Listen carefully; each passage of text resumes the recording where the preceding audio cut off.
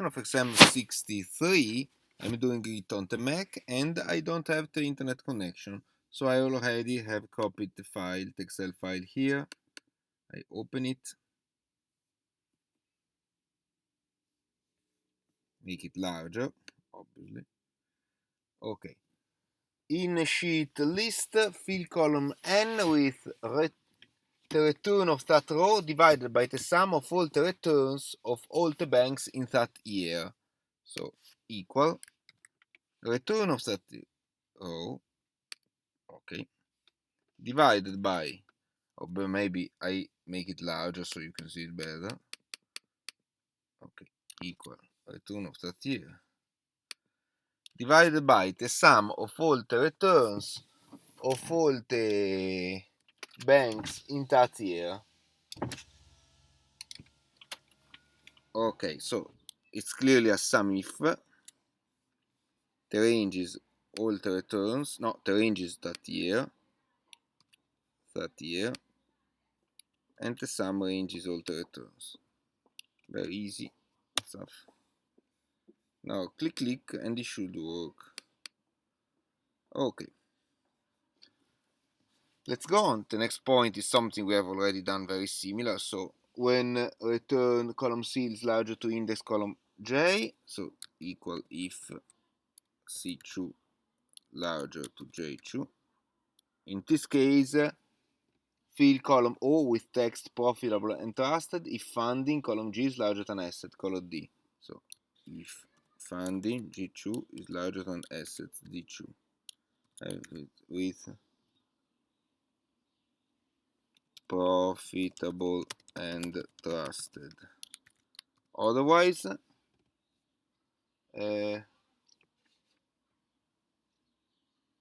if funding is larger than profitable if funding is not larger than asset. So profitable. Okay, now I have to close the parenthesis of the central if, semicolon, the value is false, dash. Okay, let's recheck it just to be sure. A return is larger than index, so C2 larger than G2. Fill column O with profitable and trusted. If funding column G is larger than assets column D. Profitable if funding is not larger than assets. Okay, or when return is smaller or equal than index, write a dash. Okay. Very well. Click. Okay. Many dashes.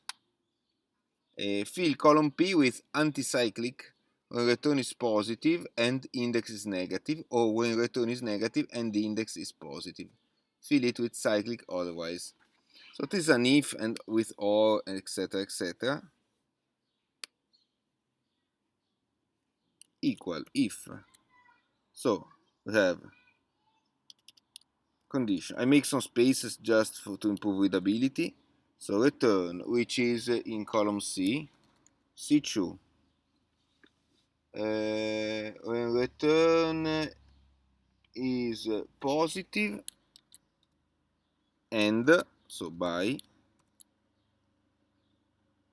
index, which is J2, is negative, or return is negative and J2 is positive. Okay, it works even if you don't put any further parentheses. I tell you it works. However, if I were you, to be very sure, I will put another big parenthesis here because you never know. Okay. In this case, I have to put anti-cyclic, otherwise cyclic. Okay, cyclic. Okay, some are anti-cyclic, some are cyclic. I save because I don't want to lose my file. Well, let's check just to be sure here. Index is negative and return is negative, so this should be cyclic. In fact, cyclic. Okay, fine. Index negative and return positive, fine. Okay. fill column in a new sheet, insert a bubble chart with return column C on horizontal axis, debts column F on vertical axis, and assets column D as bubble size, displaying only the banks in 74 and 75 using two different bubble colors, obviously, because if you display all the banks it will be a mess. So I have, let's see what do I need to use. I need to use return debts and assets. So return assets, only the banks in 94 and debts. So I press, on the Mac I press command, on Windows I would press control, insert, bubble,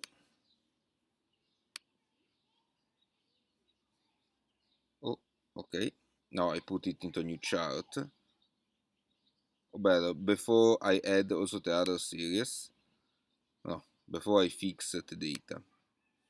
So let's see, on the X value I have column C, which is the return. So return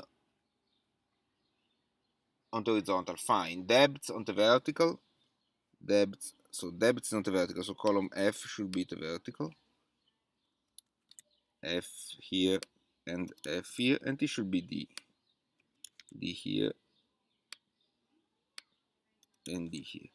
Well, if you really want to give a name, let's assign the name, but okay. Now let's insert another series, add new one, so name, it's a 1975, X values, returns,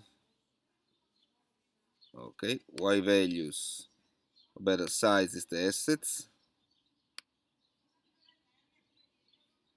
and Y values, unfortunately I cannot, I have to type it because my graph is on list dollar exclamation mark F8 colon F14. I have to type it because my graph is right on that thing, so I cannot. Okay. Any specific color? No. In a new sheet? Yes, in a new sheet, so I have to move it to a new sheet. Okay, fine. After all this effort, if you don't mind, I save. Okay. In sheet dates, so let's go to sheet dates.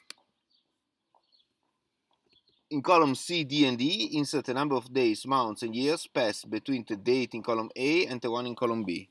So clearly it's a date diff exercise, this one. Equal date diff. I remind you that date diff is not documented, so if you click here, you get nothing. Okay, so you have to remember it or browse for the. Oh, this is days.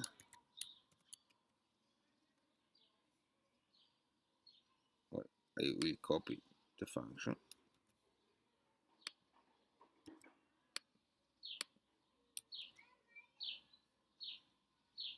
And put here amounts.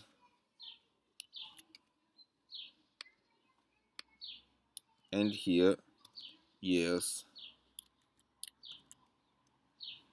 Okay, is it believable? Let's see, 1 year, 2005-2006, 18 months, yes, believable. Save. In a new sheet, build a full loan table for a mortgage loan, blah blah blah. Well, it's starts as a constant payments, constant interest rate, but then you decide to modify it. So it's an exercise very similar to one of the teaching assistant did in class. So I am smart here and I take my table. Where is it? The loan 3. Copy. Okay. I paste it, I save, make it larger. Okay. So first thing, the loan is not 200,000 but 50,000. Okay. The rate is not 6% but 3.4%. Oops, I 3,4 on the Mac. Oh, there are too many percentages. Okay. Okay, I have to determine what I have to determine. 3,000 euros I pay, so 3,000. Okay, have to see how much does it last. You have two alternatives. Either use n pair, which is the fastest way, honestly.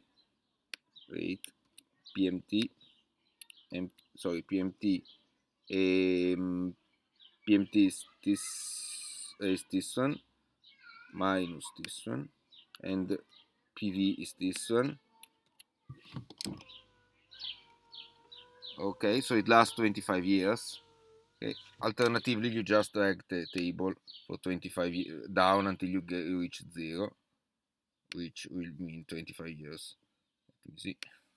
I remove the things which have nothing to do. Okay, this one. Okay, it's not actually 0. You will have a gift from your bank by €1.14. It's not exactly 0 because the payment is supposed to be slightly more.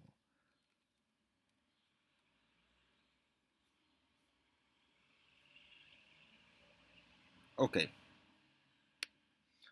let's save it.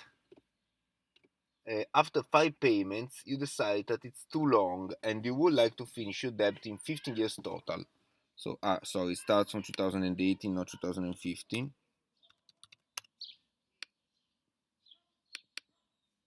So, 1, this is the first payment, 2, 3, 4, 5, 6, 7, 8, 9, 10th, 11th, 12th, 13th, 14th, 15th. This is the 15th payment.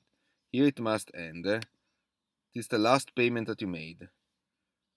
This one may not exist. Okay, so you would like to finish the payment here. You decide it after 5 payments, so 3, 4, 5. This is the last payment, which is okay. This is the first one, which must change. So all these payments must change. But the first 5, if you read carefully, the first 5 are done. The other 2, 4, 6, 8, 10. You can see also here down in the count. The other. Okay, so the bank asks you to pay 7,000 per year. And now I ask you, what is your rate? So what do you have to put here? Okay, this is determined using your rate. And pair, well, now it's only 10. PMT minus 7,000. PV, I remind you, is the first, this one. Okay, do you remember when I change the interest rate, the PV is always this one.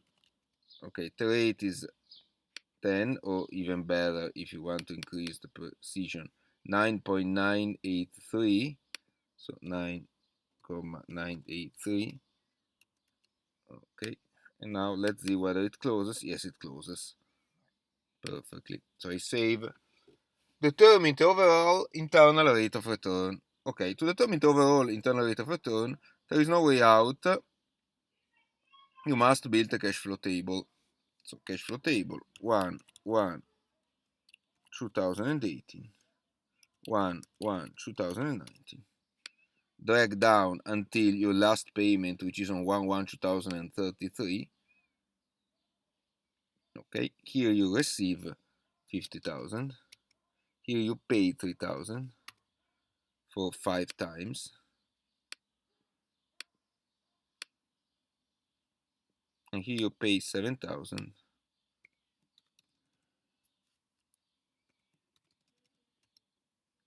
for the other 10 times. Okay, equal XIRR, the values and the dates. No, it's not euro, obviously. So percentage 6.28 internal rate of return. Okay, save.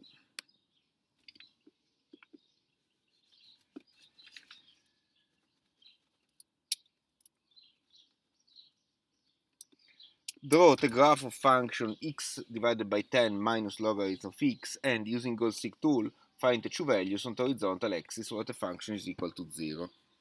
So I save. I go to a new sheet. First of all, I shall draw the graph of the function. Oops, I forgot to specify where between 0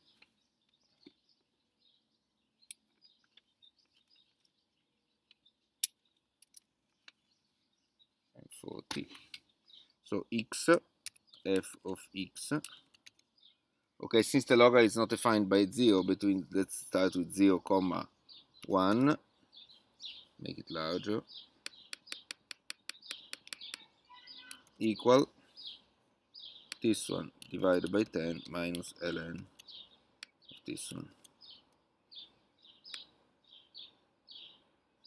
This 0, 2.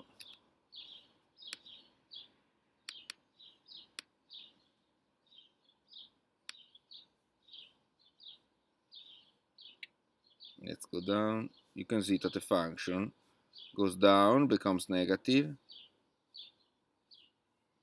and then if you go further, sooner or later will become positive again. See, it's positive again around 35. So at exam I will ask you between 0 and 40, so you will draw the graph appropriately.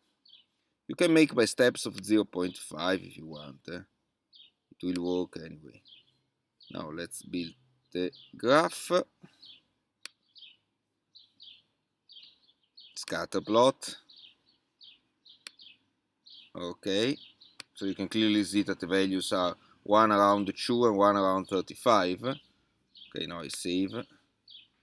Now I take these two, I just copy them here. Let's put the graph a little below. And now with goal seek, okay, data, what if analysis, goal seek, set cell this one to value 0 by changing cell this one, and I find the first one. Okay, and then as Dr. Buti suggested in an exercise, you start from a value which is pretty close. Goal seek, set cell E3 to value 0 by changing cell this one. Okay, found the two values. Save. Okay, I shut down Excel.